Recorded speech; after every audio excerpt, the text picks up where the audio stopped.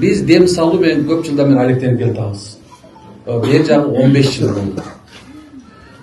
Анан эми айла жоктун эмеси биз колдон келишинче субханалла 4 нерсеге көңүл буруп келатабыз. Биринчиси бул көз тийүү. Илгертен айтылып келген. Тил тиш диye. Адамга субхана жанагында бир керек болсо тилиңе тибиртке жөнүнөн чыкпайт. Экинчиси болсо бир адамдарга болгон жин шайтандан илешип калышы.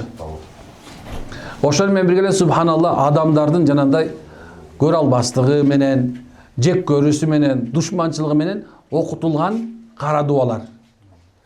Анан төртүнчүсү бул эң жаман акыркы замандын бир чоң бир белгилеринин бирөөсү бул көрө албастык, хасад. Бул көз тийүү менен хасад экөө окшош болот, бирок көз тийүү көз менен болсо, хасад жүрөк менен болот. Экөөнүн айырмасы жок эле, экөө тең эле өлөт.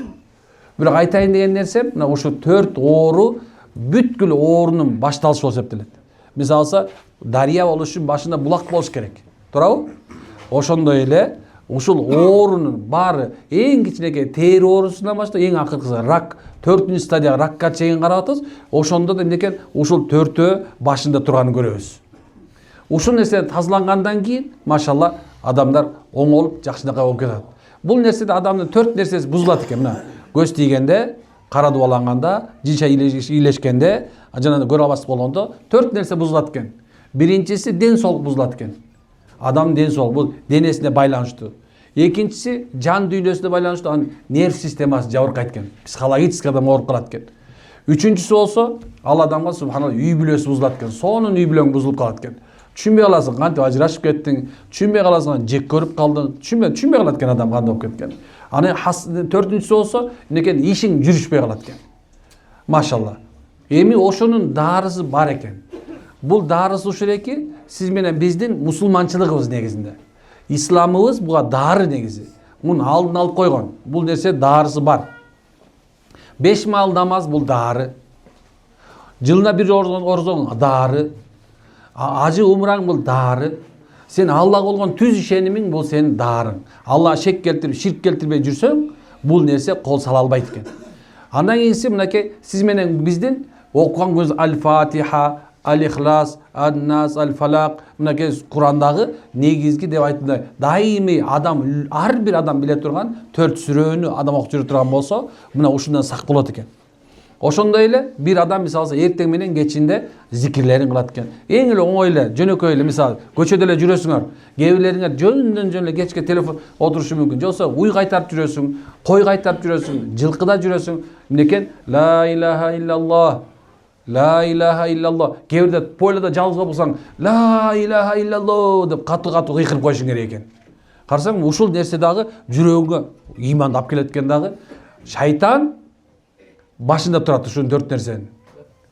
Ошол эки сизди менен бизди кандай көрөт десем, мынакей рентген бар го. Мына ошон сыяктуу көрүп турат экен. Ал эч жерибизди карабайт, бир эле жүрөгүбүздү карайт экен. Жүрөгүбүздү карап турат экен да, жүрөктүн ичине акыбалды карап турат. Корко турган болсоң, коркунучту көбөйтүп баштайт экен. Адам эмнеден коркот экен?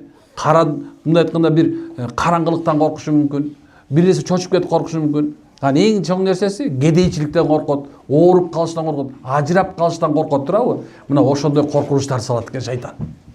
Ошондо адам субханалла ушундай кыйналып турган мезгилде, бул жүрөгүнө кол салганда, адам жүрөгүн карап турган ошого жараша өзүнүн уусун киргизип салат. Аз ошондо кээ бирлериңер стресстесиңер, эч ким менен сүйлөшкүңөр келбейт, эч нерсе кылгыңар келбейт, жатасыңар, кыймылдагың келбейт. Баягы мындай айтканда движение кылыш керек деп коелу карап жаткан бар го. Мындай жатасың жөн, эчтеке көңүлүң жок, аялың карайсың, көңүл жок, үйдө чарчап эле жатасың. Демек бул жерде уже проблема бар деген сөз. Бунун дарысы сиз менен биз субханалла үйрөнүшүбүз керек экен. Жанагындай зикирлерди кылганда. Жана айтып атканым нерсе качан ла илаха иллаллах деп кыйкырганда, жүрөгүңө мындай күч келе калганда шайтан качат экен дагы, сиз менен бизге зыян келтире албай калат деген сөз айтып атам. Эртең менен турдуң дагы асбахна, асбахал мулку лиллахи валхамду куллуху лиллахи, ауду биллахи аллази юмсику ас-самаа ан тaqa'al arda illa bi idni sharri man khalaqa wa dara деп койду бир адам. Машалла, бир күн кечке бир дагы эмнекен жанакындай бир сыйкырчы, көз тие турган нерселер болбойт экен.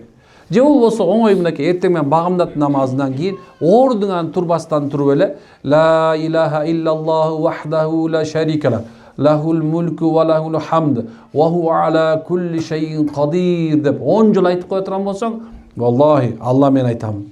Ошол күнү бир дагы шайтан, бир дагы адам кейпиндеги шайтан, бир дагы сыйкырчы, бир дагы көзү менен ок атуучу, бир дагы субхан жүрөгү менен көрө албас кылат адамдын ичиге зыян жеткизе албайт экен. Оңой бекен? Мына чок айтып коелучу аны бүгүн. لا إله إلا الله وحده لا شريك له له الملك وله الحمد وهو على كل شيء قدير.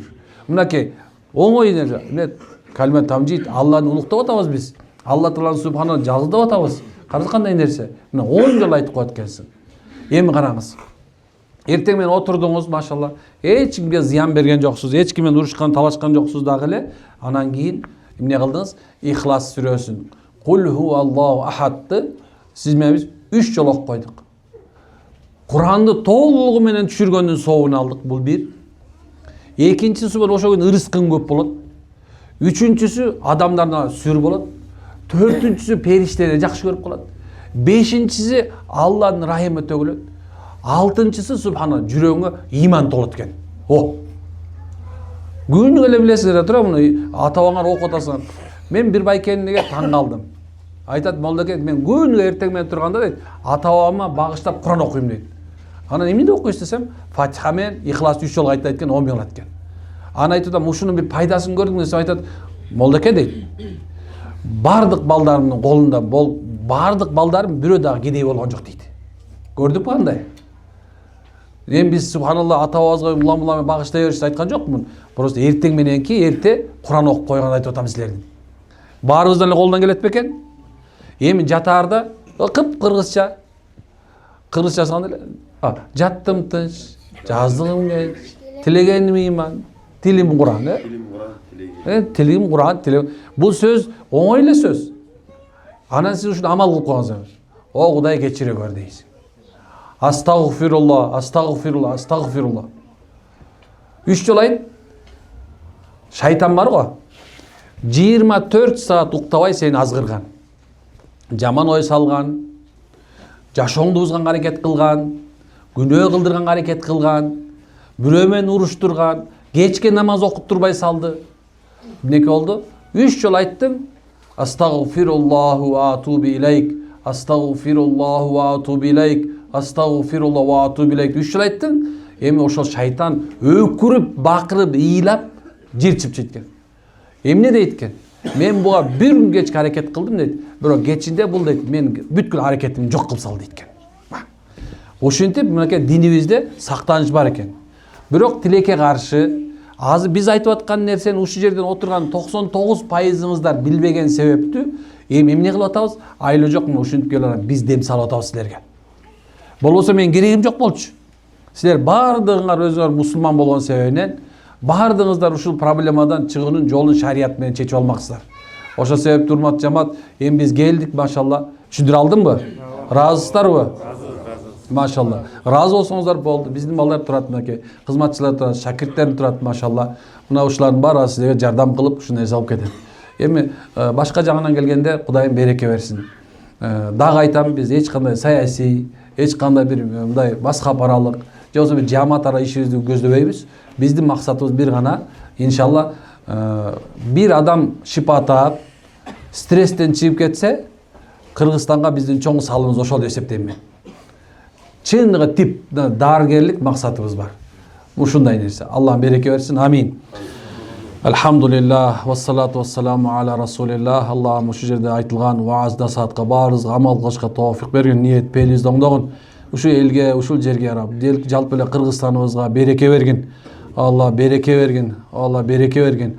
Иман, инсаф берген Аллахым. Өзүң жолуңда мом мусулмандар көбөйүш насип эткин Аллахым. Аллахым ушул жерде турганыбызды дагы, келе албаганыбызды да күнөөбүздү кечиргин Аллахым. Алла орларга шифа берген, максатыбызга жеткизгин Аллахым.